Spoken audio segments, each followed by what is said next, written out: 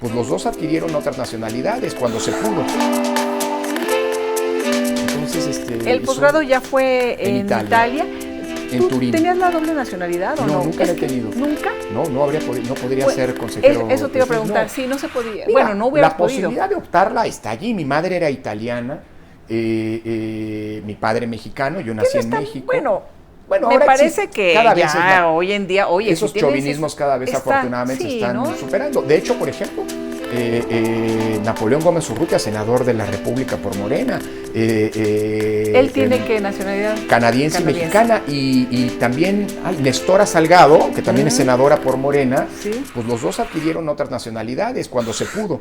La canadiense Gómez Urrutia y la estadounidense, hasta donde entiendo, Nestora Salgado. De hecho, cuando los registramos en 2018 como candidatos de Morena al Senado, ellos tuvieron que hacer una renuncia a la nacionalidad. Es un escrito que se hace.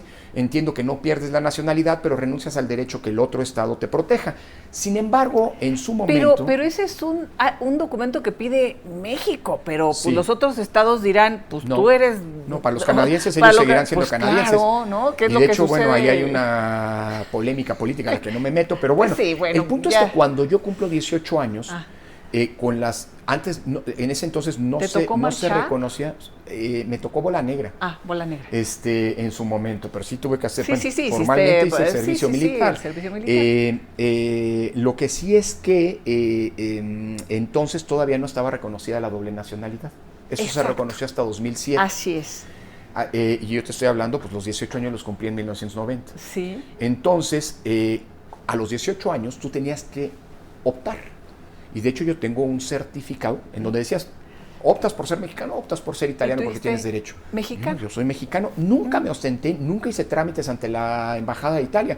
El único trámite que hice ante la Embajada, que he hecho ante la Embajada de Italia, bueno, era cobrar las pensiones de mi abuela, porque mi abuela era italiana, y entonces yo la acompañaba y al final pues yo incluso iba con un poder para cobrar su pensión cuando ya era muy mayor. Y luego fue mi visa de estudiante para irme a estudiar a Italia.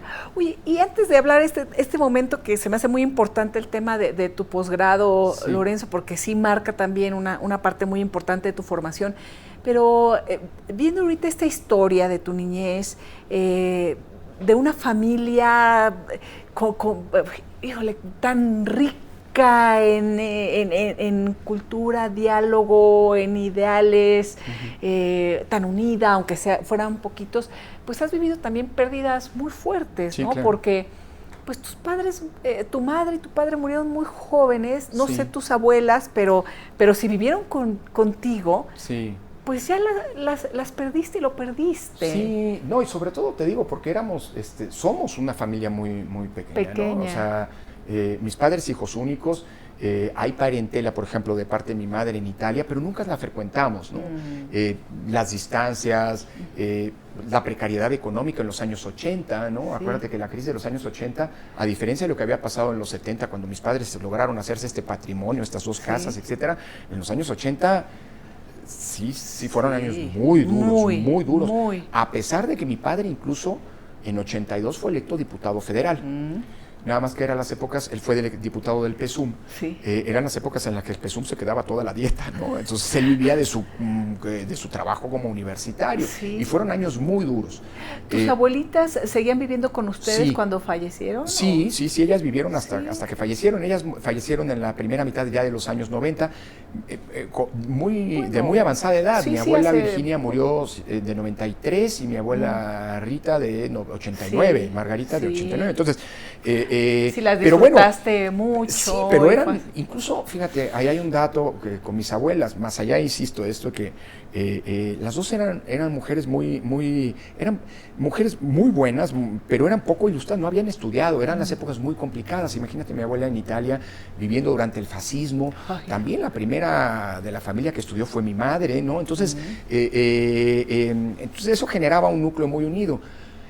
En los años 90, a principios de los años 90, las condiciones económicas de mi padre y de mi madre comenzaron a mejorar de nueva cuenta y decidieron comprar una casa en Pátzcuaro.